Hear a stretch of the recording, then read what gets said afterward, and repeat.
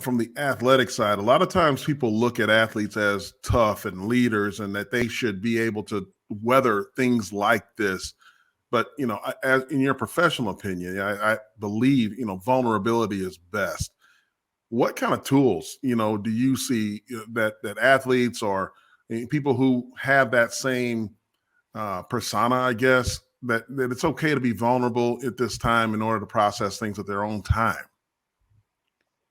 Great question. I think also if Ashley and Ashanti, you guys want to join in, feel free as well. I don't Feel want free. to, but a couple points that I would bring up is the willingness to challenge the culture.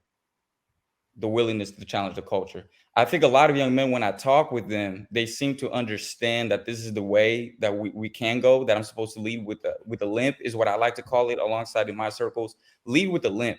I think our generation is tired of seeing individuals lead in a sense of perfection. But if we're leading with a limp, therefore vulnerability, more people are going to be attracted to your humanity and your pain and will want to follow you.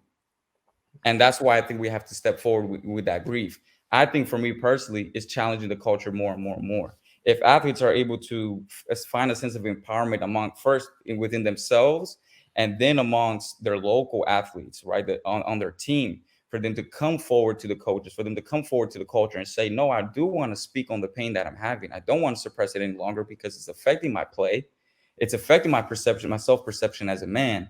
Then we can begin the actual discussions for this to take a precedence nationally. But that challenge of the culture has to be embraced wholeheartedly.